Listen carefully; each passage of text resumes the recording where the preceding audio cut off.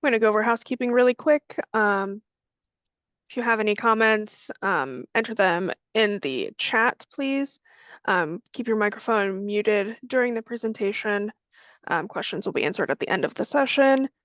And for on-screen live transcriptions, click on the CC button and then click Show Subtitles option. And the presentation is now being recorded, and I will hand it over to Justin. Like you said, the agenda is preventative maintenance. Thank you. So preventive maintenance is the lifeline of our vehicles. The big benefits about preventive maintenance, it will help you keep your vehicle in tip-top shape longer, decreases the expense you're going to pay for parts down the road by making sure everything's maintained and upkept. And your resale value of your vehicle or trade-in value of your vehicle is going to be higher when you're doing your preventive maintenance, keeping your vehicle in tip-top shape. So what do you do when your check engine light comes on? Well, most people automatically just go ahead and run the vehicle into the service station and spend, a couple $100 just to find out what's wrong with their vehicle. The best option is if you don't have an OBD2 reader yet. Next slide, please. To go ahead and purchase one of these, this will actually save you, a useless trip into the service station. It'll show you all the codes of anything that's currently wrong with your vehicle, and it comes with a booklet that'll show you what each code means. So if you're going to take your vehicle in for just a loose gas cap, I mean, you're spending probably $90 for, a service trip when it's just a loose gas cap, and you can either replace the gas cap for, $8.99 or retighten the gas cap and see if that works. And these OBD2 readers, you can get pretty much anywhere nowadays. They're very inexpensive. They range between $10.99 to $49.99, depending on how many bells and whistles you want on it. Next slide, please.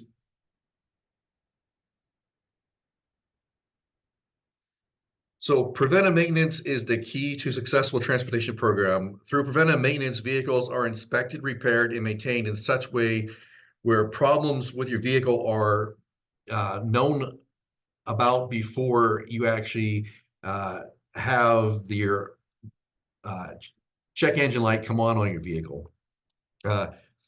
This is going to save you some time and money by keeping up with your preventive maintenance. Vehicles taken into the shop only when they need repair is reactionary, not preventative. The problem with the reactionary maintenance program is they're based to fail. This type of maintenance program is destined to lead to the downtime and resulting cost and idle of your equipment. Next slide, please. Next slide. So preventive maintenance, on the other hand, brings your vehicle in for an inspection on a maintenance schedule, something that you can control when your vehicle is being taken in for service or repair.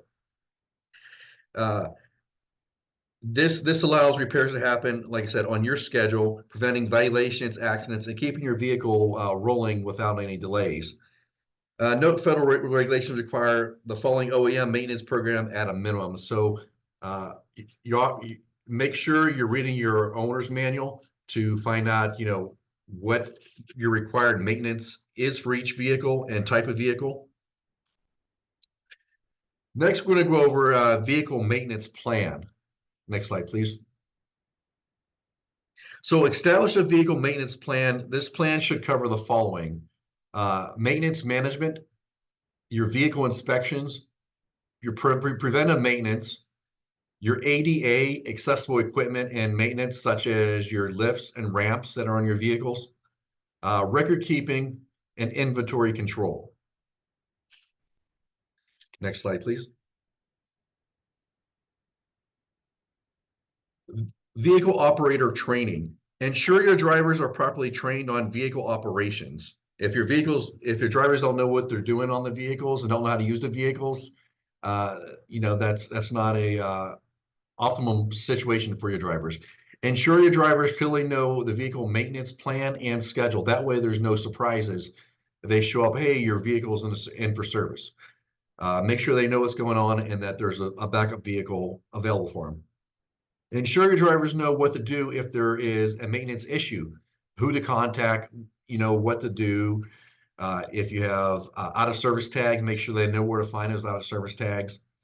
Ensure you have out of service tags for vehicles sitting and waiting for maintenance. Ensure you notify MAG or ADOT when taking a grant vehicle out of service. So if your vehicle is going to be out of service for more than, I believe, Wendy says more than 2 days, make sure MAG is notified that the vehicle is going to be out of service and that you're logging that.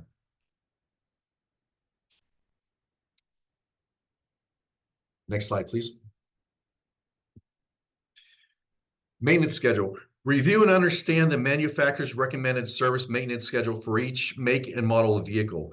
Know your vehicle's manufacturer warranty.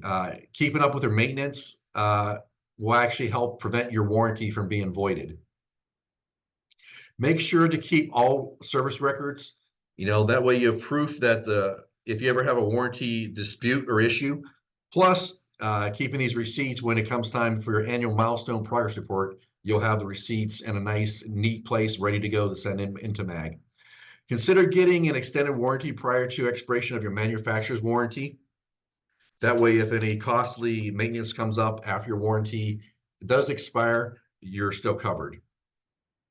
Next slide. So you want to make sure you set a maintenance schedule. Know the mileage of all vehicles at all times. Know what service is coming due in accordance with your manufacturer's warranty or manufacturer's recommended services. Know your fleet needs and requirements. Plan for vehicles to be out of service and keep to the plan. This will help you avoid vehicles going overdue for maintenance. Communicate vehicles out of service status to all your employees. That way, they're going, hey, this vehicle is going for service tomorrow. You'll be taking this vehicle. That way, there's no surprises. Contact other agencies if you need to borrow a vehicle while your vehicle is being serviced. Next slide, please. Annual vehicle inspections. Annual vehicle inspections are mandatory for all 5310 granted vehicles. This inspection must be conducted by a qualified mechanic. Use annual inspection forms provided by the City of Phoenix. So if you have any questions, just send your questions to the email below. This information is specific to the MAG region for transportation program under the ADOT contracts. Please contact, and I believe that's changed from Sarah Allred. We'll need to update that. Next slide, please. Weekly inspections. It's recommended that all vehicles receive a weekly inspection by the fleet manager or whoever's in charge of your fleet. Fleet managers should know the condition and status of each vehicle. Visually inspect each vehicle for damage. Inspect all tires for damage, tread safety. Inspect vehicles' operating systems. Inspect vehicle safety equipment. Make sure registration and insurance are current and up to date. Next slide, please. Vehicle pre- and post-trip inspections. Fleet managers should train each driver on performing the vehicle pre-trip and post-trip inspections. Fleet managers should also spot check that each driver performs these inspections to ensure consistency in the maintenance procedures.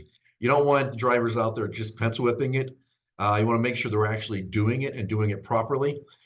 These forms will be requested if MAG or any other inspectors come out. They're going to want to see these forms, and these forms are being conducted properly.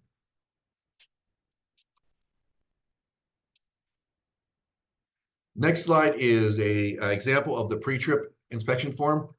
So if you don't have these forms, reach out to MAG or send me an email and I can send you the copies of them.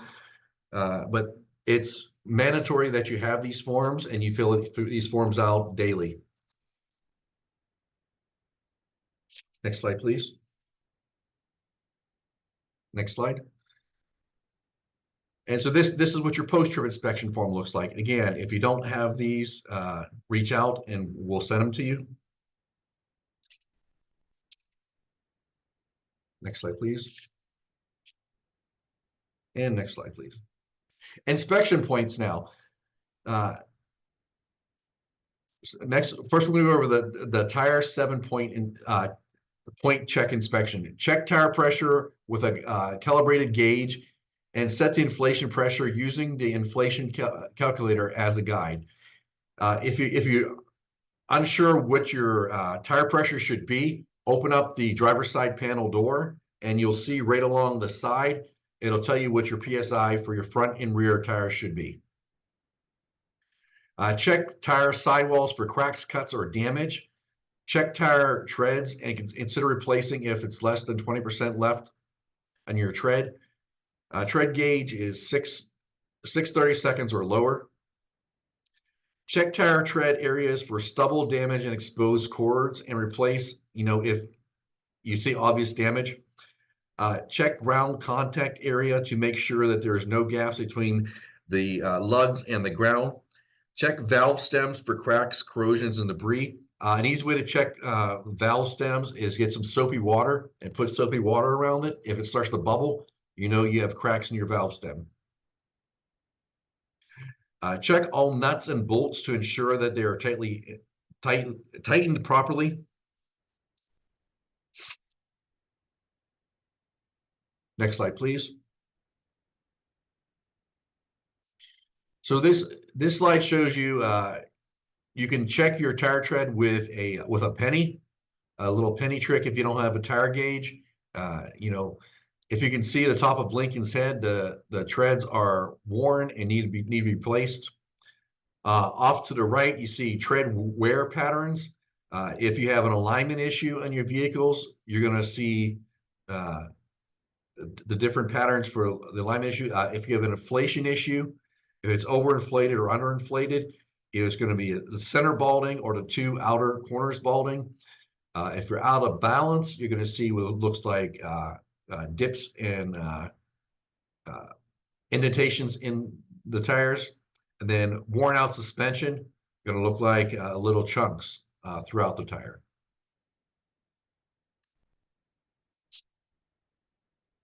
Next slide, please. Brake inspection tips. So spongy brake pedals, does your vehicle have a spongy brake pedal? If this is the case, it most likely is time to either drain and rechange your brake fluid, flush your brake fluid out. Spongy brake pedals comes from air bubbles present in the braking system. With bubbles, the brake fluid cannot properly maximize pressure to the brakes, reducing braking capabilities. Brake fluid flushes should be done according to the manufacturer's recommended intervals. However, if there's no service history for the vehicle, it's a good idea just to go ahead and get it done. That way you have peace of mind that it's done properly. Low on brake fluid. If your brake fluid, needs to be topped off, make sure you're topping it off with the proper brake fluid, .3, 4, or 5. And again, check with your manufacturer's recommended guidelines that's in the manufacturer's book that comes with the vehicle. If you hear a squealing coming through your brakes, it's time to change your brakes. Either you have worn out rotors or your brake pads are to the bare minimum. Next slide, please. Leak detection. Check under the vehicle and look for any signs of fluid leaks. Leaking fluids can be extremely dangerous. Oil leaks can cause engine failure. Brake fluid leaks can cause brake failure. Transmission fluid leaks can cause transmission failure. Coolant leak, can cause your vehicle to overheat. Fuel leaks can cause your vehicle to run out of gas faster and even explode. Next slide, please.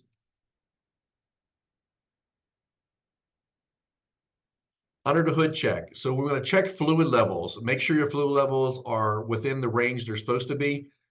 Uh, don't over don't overfill your fluid levels. There should be a cutoff line. Make sure that you're staying within that cutoff line. Biggest thing I see is people putting overfilling the reservoir with coolant over the line that says do not fill above this line. So make sure you're not doing that. Check battery. Your battery in Arizona is going to last an average of 24 months because of the extreme heat here. If you know your vehicle's batteries come up on 2 years, it's a good idea to go ahead and plan for it to be replaced. Check your air filters, both cabin and engine air filters. If you don't know where your cabin air filter is, look at your owner's manual, and it'll tell you in your owner's manual where to find it. Check engine, listen for any abnormal sounds. Smell detection. If you smell something coming from the engine that doesn't smell right, it's a good idea to take it in and get it checked out. Check your belts and hoses, make sure everything's tight and there's no unclamped hoses. Next slide, please. Mirrors. Make sure mirrors are clear and free of damage. Make sure mirrors are operational, and make sure your drivers, for God's sake, know how to use the mirrors. If they're automatic mirrors, if they're manual mirrors, make sure whatever your mirror types are that they know how to use them and know how to adjust them. Next slide, please. Gas cap. It's recommended that you have a locking gas cap or locking door to prevent siphoning of your gas. I mean, with gas prices as high as they are now, gas siphoning has become more and more prevalent, throughout the valley. So a good way to keep, your gas from being siphoned is just to get a locking gas cap on there. Next slide, please. Everybody knows about the catalytic converter theft. It was the last 4 or 5 years has been crazy. They've arrested a lot of the big time runners so far with it. But if you don't currently have the cat cages on your vehicles, make sure you get them on there. That way it helps prevent your catalytic converter from being stolen. The cat cages are covered under the preventive maintenance funds, so you can get reimbursed for the cost of the catalytic converter cages. Next slide, please. Lights. So headlights, make sure they are working properly. Check both high beams and low beams. Brake lights, make sure brake lights are operational. Turn signals, make sure all 4 and mirror signals are operational. So, a lot of the newer vehicles have the little light up triangles in the mirrors. So make sure those are operational as well. Make sure your hazards are working.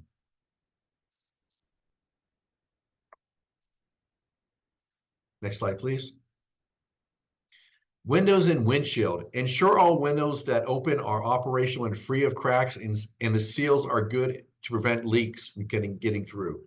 Also, your seals actually help prevent the heat from getting in too. Ensure windshield is free of cracks and that you can see clearly. Make sure windshield wipers are in good condition and functioning properly. If you have a crack in your windshield that's an inch or longer, it's a good idea to get the windshield replaced, because it's going to start splintering out, and eventually it's going to get to a point where it becomes a hazard. Next slide, please. AC and heat. Don't wait until you need to use the AC or heat to find out that you have issues or it doesn't work. The vehicle's AC should be checked and free on charge prior to March 1st. Heat should be checked and make sure it's operational before October 1st. Step tread and flooring. Make sure your non-step tread on the steps are secure. Replace if they look worn or unsafe. If you see them start bubbling up or bulging up and you can't retack them down yourself, replace them. Make sure running boards are secure and in good condition. Interior flooring, check to make sure flooring is level and is good condition. Look for dips, bulges, or holes in separation in the flooring. Never take a hose inside of your vehicles and to clean them. You're asking for trouble at that point. So, I mean, I know it might sound faster to do it that way, but don't do that. You're going to ruin your floors. Next slide, please. Wheelchair ramps. Make sure wheelchair ramps fold and unfold properly. If a ramp is electric, be sure to have an annual inspection completed by a certified technician. And make sure you have documentation on that to send in with your annual milestone progress report. Wheelchair lift systems. Next slide, please. Inspect lift systems for proper operation daily. In addition to regular inspections, lubrication and maintenance procedures should be performed at 750 cycle intervals. An annual inspection is required by a qualified technician for all MAG granted vehicles, and make sure that the inspection is being documented, yet you have proof that the inspection was done, because that'll be required for your annual milestone report as well. Next slide, please. So when talking about the inspection, so this is your annual vehicle inspection. If you look down to the bottom right-hand corner where it says accessory features, this is where your lift inspection should be documented. Okay, a lot of places out there that inspect them will give you a separate inspection sheet, but make sure you have this or the separate inspection sheet filled out properly to send in with your annual milestone progress report. Next slide, please. Safety equipment. Your fire extinguisher, make sure it's inspected annually and monthly. Annually by a certified inspector, monthly by someone on your team. Seat belts, make sure they are inspected daily for proper operation. Make sure you're actually clicking them and unclicking them. Don't just look at them and, oh, seatbelt's there, we're good to go. Make sure they work. Wheelchair tie-downs, inspect daily for proper operation. First aid kits, check daily, inspect monthly. Bloodborne pathogen kits, check daily, inspect monthly. Roadside triangles, check daily, inspect monthly. Flashlights, check daily for proper operation. Emergency exits, inspect daily. Make sure audible alarm can be heard when the vehicle is shifted in reverse. If a vehicle has a backup camera, check that it is operational and you can actually see each point you're supposed to be seeing in the camera. Next slide, please. Preventive maintenance. All maintenance costs related to vehicles and including all activities, supplies, materials, labor, service, and associated costs required to preserve and extend the functionality and serviceability of the vehicle in a cost-effective manner. And so everything from your oil changes to your vehicle inspections to your routine maintenance, whether you're changing spark plugs, whether you're changing your brakes, anything that is safety related or functionality related to your vehicle is covered under preventive maintenance. So if you have the preventive maintenance funds granted to you by the 5310 program, that all qualifies under that.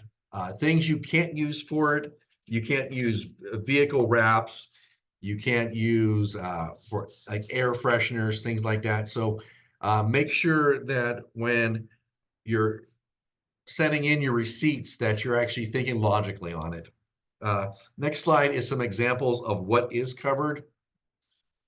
Like I said, your oil changes, tire rotations, new tires, alignment, shock struts, your fluids, your brakes, safety equipment, your catalytic converter cages, wiper blades, locking gas caps, battery replacements, air filters, your annual inspections. All that's is covered under the preventive maintenance program. And then next page, some examples of what's not covered. Vehicle wraps, repainting just because you want to change the vehicle color. Your company logos aren't do not qualify for that.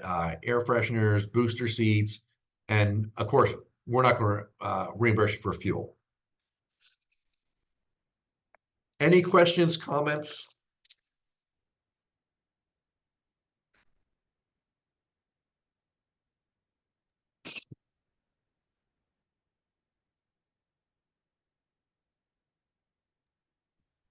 Does anyone have any questions for Justin?